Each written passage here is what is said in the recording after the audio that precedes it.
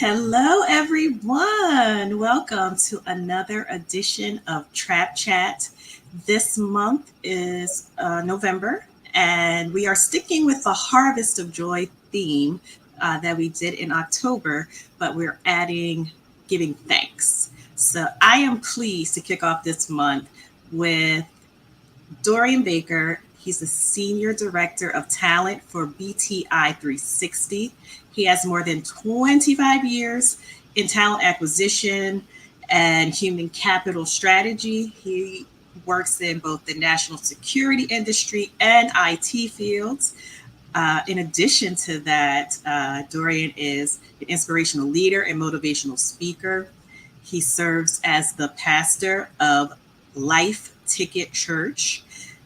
And what else? He most recently became a member of the advisory board of clearancejobs.com. Very big deal. He's also a father and a husband. Just celebrated a few weeks ago your 25th anniversary. Yes, I did. Yeah. So thank you, Dorian, for being with us here today on Trap Chat. Very happy to have you.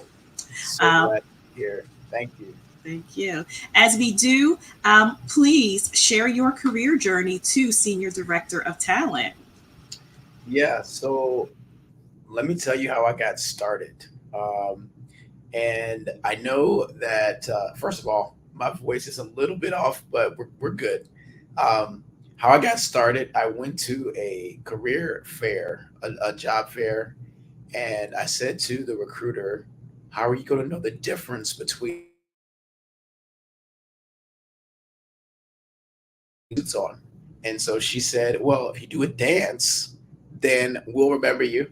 And at the time, the Denver Broncos were playing the Atlanta Falcons in the Super Bowl. And there was a touchdown dance that the Falcons had, the Dirty Bird. And so I did the Dirty Bird and I spiked this Nerf ball on the ground. And she said, you got the job. And I didn't even know what the job was. It was a recruiting job, um, and it was for a company called Tech Systems. Mm, And that's how I got my start as a staffing agency. And from there, I have learned and grown to love recruiting. Um, it was a challenge. It was difficult for me in a number of areas. I tried to leave it more than once, um, but I found that it was one something that I really enjoy doing, helping people, and then also it fed my competitive drive as well. okay. So that was how I got started, from the staffing agency to being a manager of recruiting teams to owning talent acquisition for the entire enterprise of a company. Mhm. And so throughout my career, I've gotten to know a lot of really great people. I've gotten the opportunity to work with great people. Yeah, so that's kind of the path that I've been on for the past 25 years, recruiting and hiring talent and convincing people to leave where they are to come where I am. That is a wonderful story, and I haven't heard that one. As it is with those of us who do have the 20 plus years of experience, I haven't heard one person yet say they got into recruiting because they pursued recruiting. It's always it just kind of happened. We fell into that job, so I'm glad to know that we're still batting a thousand on recruiters having recruiting choosing them and not them choosing recruiting. Yeah. So with over 25 years of experience tackling talent acquisition, specifically in national security and IT, what have been the most challenging talent problems you faced, and how have you developed strategies to overcome them in such high demand, high stakes markets? Yeah. One that really sticks out for me is attrition. Mm, Because you can recruit all day and you find great people, but if there's a hole in the boat and you're losing everybody, um, it can be demoralizing for the company, for the recruiting team. You're constantly recruiting the same uh, people or skill sets over and over again because of attrition. So that's one of the challenges that we face in this space, especially because it's so competitive. There's war for talent, and so we are constantly reviewing how we both recruit, and then also those first very influential 90 days when we have people come on board, making sure that we're doing a good job of hiring people that are a good match. So one of the ways to mitigate it is to have a 90-day assessment. Mm-hmm. It helps us to make sure that from a recruiting standpoint, that the job requirements that we recruited for and the people that we hired and interviewed is in alignment. Once the person comes on board, that they actually are performing to that level, and did we hire appropriately based on what we said Yeah. those requirements were. So I think attrition is huge. And really, the best recruiting you can do is retention. So you want to make sure the people that you are recruiting, that you're hiring, that they are staying on board. So that's the first one. The other one that I would mention is a poor brand. You've got a bad Mm. brand is tough. As a recruiter, you're often the face of the company. You're the Yes. front, and if you know what's behind you is no good, it's tough. And some recruiters are in that position, recruiting for difficult managers, difficult Mm. poor work environments. Uh, there's all kinds of things that we're put in a position to recruit and convince people to Mm-hmm. come on board. And if you don't have the right environment, the right leadership, the right management team, that can be very tough. And I would say the only way to mitigate that is to be truthful, be upfront. Don't try to sugarcoat it. If you have a tough customer or a tough manager or a tough team and it's fast paced, it's difficult to assimilate, don't sell something that it's not. Yeah. Uh, so if you have anything that's poor about the brand, it's best to be upfront with that right out the gate to make sure that the people that you're recruiting and hiring are going to be successful and be able to perform in their role. That's great advice, and I appreciate, especially your first point that recruiting is retention.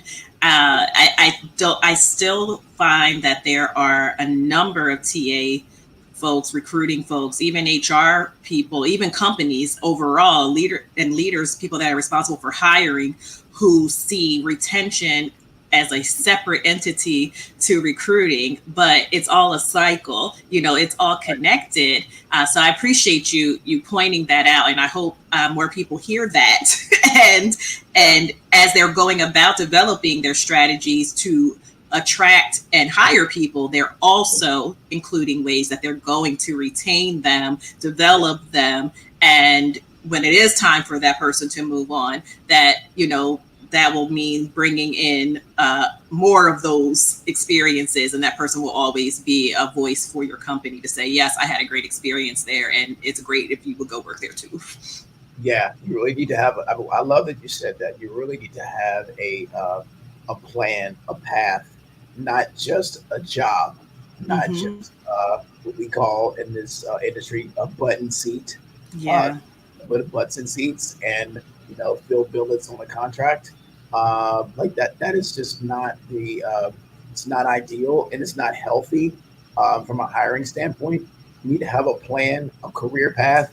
This is where you are today. This is where you'll be 6 months, 12 months, two, three Mm-hmm. years. These are the opportunities. And if you're doing that, you're setting the that teammate up for success. Absolutely.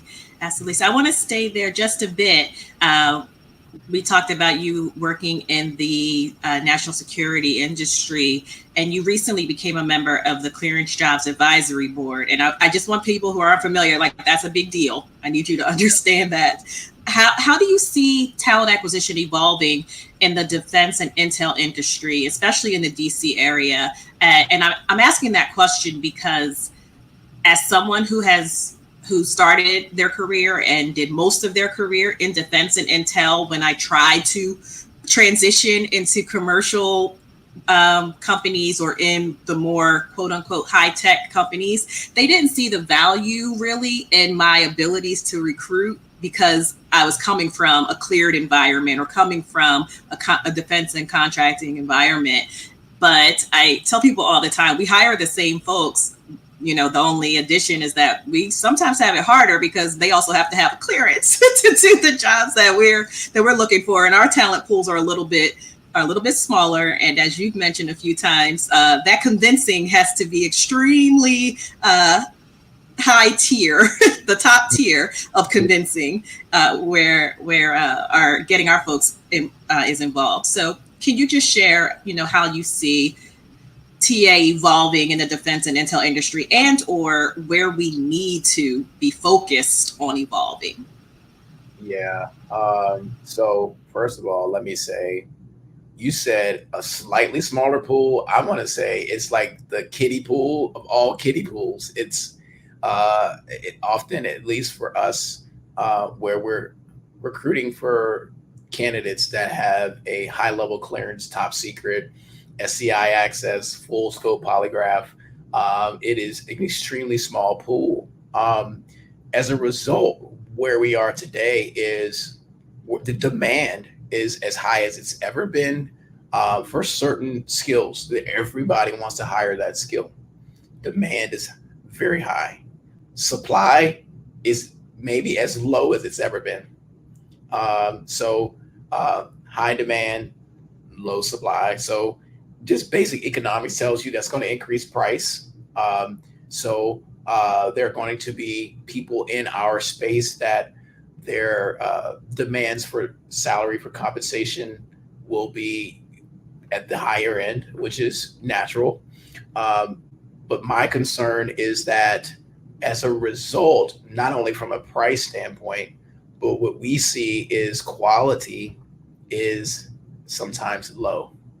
And what I mean by that is there's such a demand, there's such a pressure to find talent for specific roles that if you find cleared talent, that the need is driving people into positions that they may not be qualified for, um, and the who ultimately will suffer is the mission.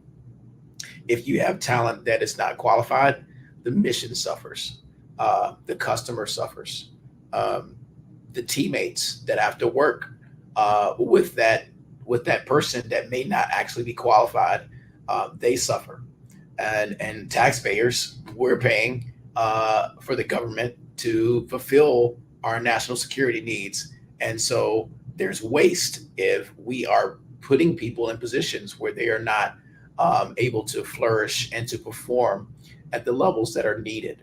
So that is one concern is that because demand is so high, there's such a pressure that if you have a clearance, a company may just push someone into a role just because, hey, you're cleared, and we're going to just make it work. So that is a concern. So as a recruiter and as a company, we have to make a decision. Are we going to be about quality, or are we just about filling a spot on a contract because someone is cleared? And do you care enough about the mission? So that's the first thing. The other thing is for us in this space as recruiters, we're having to compete with Silicon Valley that's something Yes. before, right? So before you're competing with large integrators, with contractors, or small businesses. Well, guess what? Now you have Silicon Valley. We have all of the major companies Hmm. that are working in the commercial world that are now also working in the national security sector, Yeah. um, and they're able to do things with their funding that we can't do. They have money we can't touch, Right. and so that has really shifted how we both recruit and also what companies have to do to remain viable in the space and competing with Silicon Valley. So those are two areas that I see as distinct for today and as we go forward. I know I didn't include this question when I sent it to you, but do you see an opportunity for more partnerships with companies like, the ones you mentioned? So an Amazon, with a Google, even with a Microsoft. I mean, everybody uses Microsoft, and we know that they are heavily involved in defense and intel because Yeah, we need them to do our work. yeah. So do you see more partnerships coming? Oh yeah, yeah, for sure. We see Okay. it. Yeah, there's a lot of opportunities for partnership because uh, some of those companies are not entirely familiar with working in this space Mm-hmm. and need to have a good partner that can navigate and to lead the way. Everything from your proposal and acquisition to executing on contracts with the government. So yeah, Okay. definitely. All right, great. So I'm going to shift just a little bit, but still make a connection. So as I mentioned earlier, you also serve as the pastor of Life Ticket Church. How do your roles as a corporate leader and a pastor and church planner inform and complement each other in terms of leadership and community impact? Oh yeah. So there's so many similarities. Um, I was thinking about this. One of them is that I get to walk with people through difficult times. Um, and as it regards to pastoring, certainly, uh, but also in corporate leadership and recruiting, uh, that, one of the most impactful decisions you make, other than marriage and having children and moving, is your job, the company you're going to work for. It is a very serious decision that you have to make. So, as recruiters and talent acquisition, we get to walk with people through that. Now, I know often we want it to play out where it ends in our favor. Ultimately, we want the person, the candidate, to feel like they made the right decision. So we want to help them. We want to walk through things together with them. Sometimes, and then also from a corporate leadership standpoint, and this more leans towards we call it teammate operations, but human resources. Is that from a corporate standpoint, working with our team members, we get to walk life together with them through difficult times, and then also cheer them on when things go well. So I think that is one area that really correlates for me. And then also, even more than that, I'm blessed to be here at BTI 360, where this is a place where we genuinely, personally care about each other. We personally care about uh, our other teammates that we work with. And that makes a difference for me. And that's why I came here, is because I wanted to have more of an opportunity to have an impact on people and their well-being once they come into the company. It's great to convince you, Kirsten, to say, hey, come leave where you are, come to where I am. But I love having the opportunity to have a positive impact once you get here. And so that's what drew me here, is here at BTI 360. We care about people. Our core values are lead with humility, grow each day, and do the right thing, and ultimately unlocking the potential in others. And so, as far as pastoring and then and recruiting, is what I would hope that I can do, is truly unlock the potential in others. Is that, and you leaving where you are and coming here, you're not just putting on taking off one hat and putting on another, taking a new job, but it's unlocking your potential for your growth, for your development. We want to see you grow. We want to develop you. So those are some of the things that really stick out to me, uh, that really speak to one another across from pastoring and to recruiting and corporate leadership.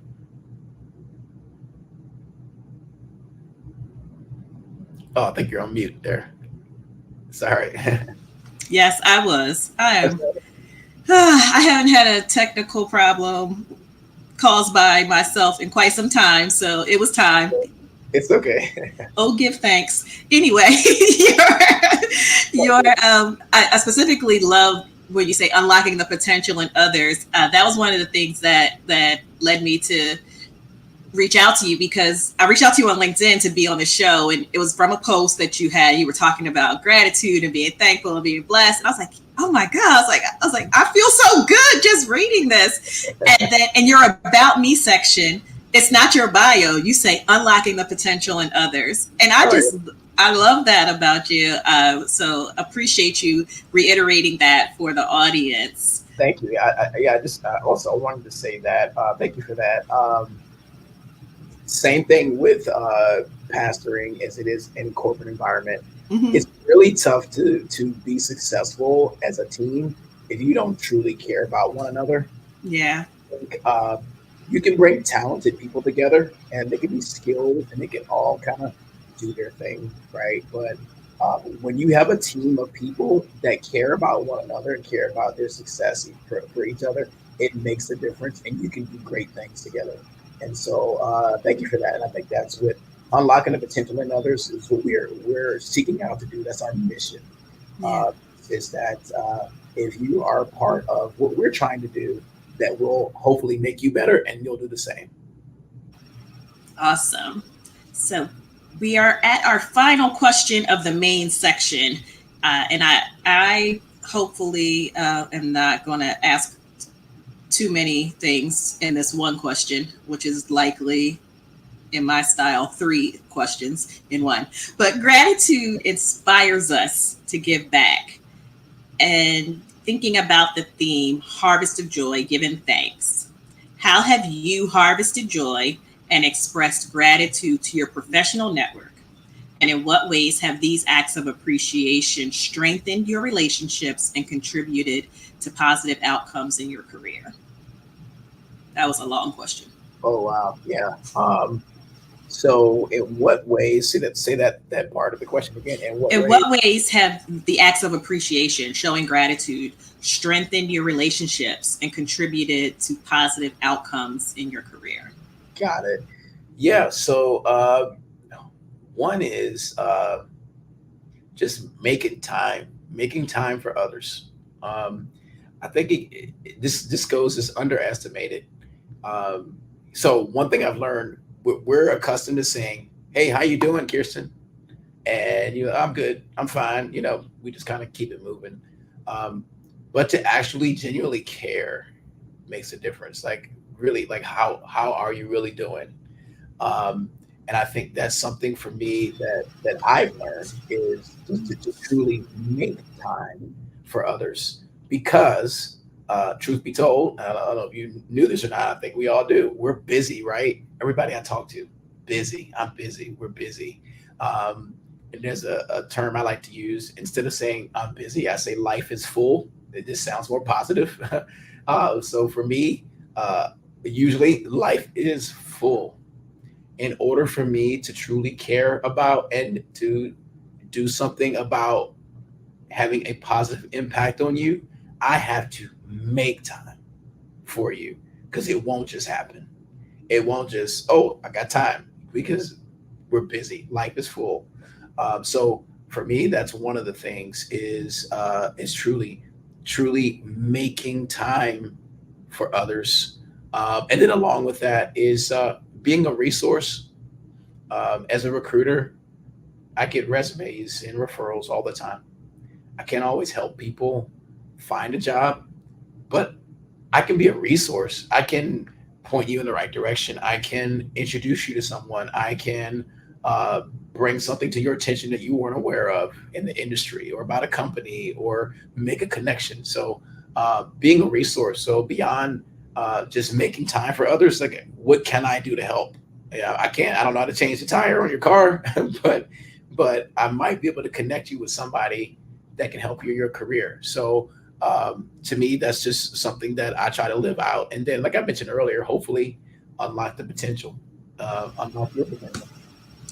Thank you so much. I love that. And again, love that you mentioned when someone comes to you and you can't help them specifically, you are giving them other tools, or you're introducing them to someone else, or providing them with a resource, providing them with a company that may be a better fit. And I'm going to reiterate this again. I said it on a show a few shows ago, but I was reading on X, a job seeker was talking about how bad the market was, and not for them specifically. They were giving thanks, saying, I am grateful to have a job. So when recruiters come to me and I know I'm not looking, I share that job with other people, or I tell that recruiter, here's some folks that are looking. Here's some people that do have that skill set. It's not me. And I think that a lot of us, because we don't make time, because our life is full, as you say, we'll see that message, and if it doesn't apply to us, we'll just move on, and we don't take that extra step to say, you know what, I might be getting this because it's not for me, it's for someone else that I know that I can help. So I appreciate you mentioning that from the recruiter standpoint, because I think too, recruiters sometimes, will some of us do not recruit in fullness, meaning that person doesn't fit our job. And there's a lot of times we don't even say, oh, I've got these 5, 6, 7, 10 other jobs. Does this person fit those? Or I know the person sitting next to me, or, the person across town, my recruiter friend in one of the networking groups I'm in, they are always looking for this type of candidate. We don't even share that information across. We don't refer people to other jobs. So I think we got to do a lot more of that, especially in the market that you're in, where it is, like you said, the kiddie pool. And I think we have more of a tendency to hold on to people because we're like, no, they have a full scope. I can't let them go. Right. We have so much opportunity to give back, right? Yes. As a recruiter, you can give back, and it's so rewarding to give back. Mm-hmm. So I love that. Yes, gratitude inspires us to give back. I wish I knew where that came from, but I don't know who said that first. It was not me. All right, we have reached our rapid fire questions. This is my favorite part. All right, so who is a well-known and/or lesser-known historical or contemporary figure who inspires you and we should learn more about? So I think I got the name correctly. Desmond Doss. Okay. Desmond Doss. There was a movie about him called Hacksaw Ridge. Have you ever seen it? But he saved I don't know what it was, 30 soldiers off of a ridge that were being attacked. But this was a soldier who refused to carry a weapon. He refused to carry a weapon because of his faith. And so it really inspires me. I would definitely, if you don't know about Desmond Doss or Hacksaw Ridge, check that out. Thank you. I didn't, and I will. Yeah. What fictional character gives you a glimpse of yourself? Oh, man. I wish I was Denzel Washington. He played this character, the father, in a movie called John Q. Yep. And just that an ordinary person would do something so extraordinary for the ones that they love. So that's my aspiration. So yeah. What is your favorite empowering quote? Be transformed by the renewing of your mind. Thank you. Okay, I need a second.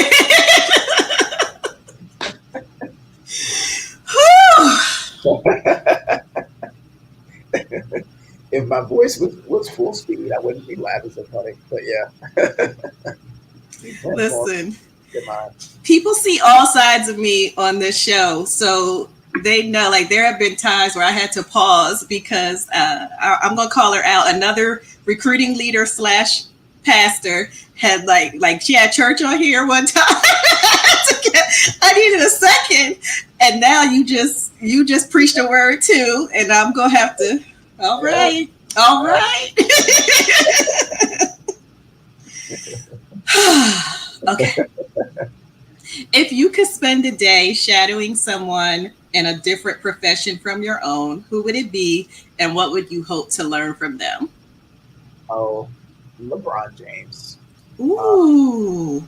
LeBron, and it's not just because he's obviously a well-known basketball player.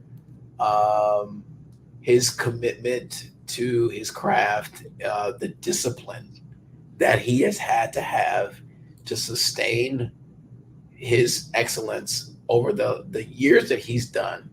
I don't know if we'll ever see it again.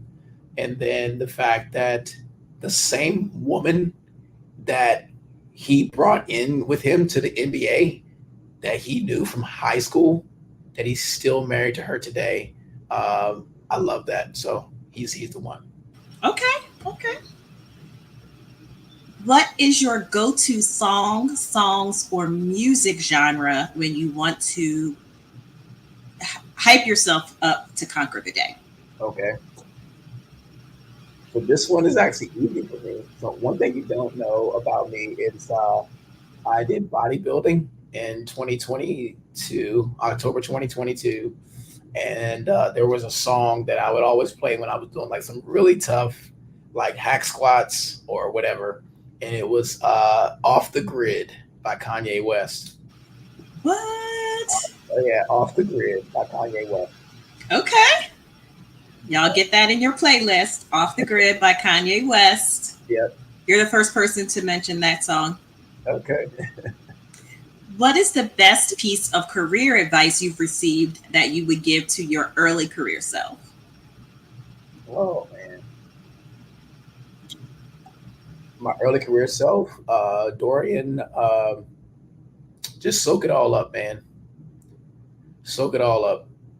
Um, the mountains, the valleys, um, the tests and trials, the people, the ones that you could trust, the ones you couldn't trust.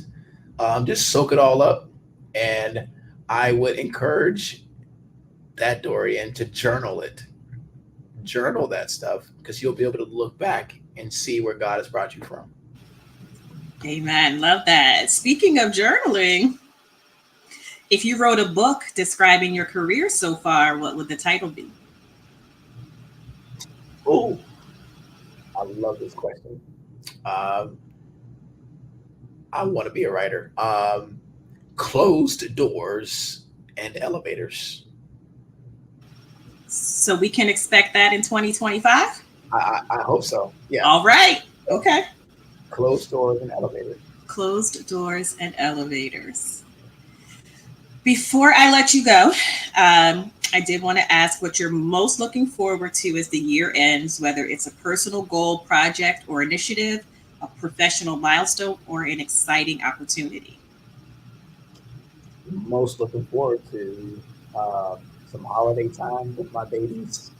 Our 20-year-old daughter, who is enlisted in the Navy, and our 19-year-old son, who is in his second year at Liberty University. So, yeah, more than anything, just having that time with them. All right. And I said before we let you go, but I forgot to ask you, where can folks find you to reach out to you? And you can give them your LinkedIn. You can send them to BTI. You can also please shout out the lovely work that you're doing with Life Ticket Church. I know you all sustain orphanages in India, Pakistan, and Ghana, while also serving the local community. So if you want to give folks an opportunity to reach out, maybe they can support you in some way. If you can give that information, that'd be awesome. Yeah, lifeticketchurch.com. If you want to support, serve, or give, we're doing a lot of things locally. Actually, this weekend we're going out to DC to provide some much needed food and other items. Anytime you want to support, we'd love to have you. You can find me on linkedin.com, linkedin.com /Dorion Baker. Dorion. And feel free to hit me up. And I promise you, if we talk, I won't sound like this next time because my voice is just a little bit off. But yeah, love to connect. BTI 360. We're unlocking the potential in others, and we're doing great things. So yeah, that's where you can find us. Thank you so much for taking time out of your busy workday to come and talk to us and for kicking off the November theme, Harvest of Joy, giving thanks. So please come back on the next episode of Trap Chat. We have more giving thanks, more harvesting joy. We will see you next time.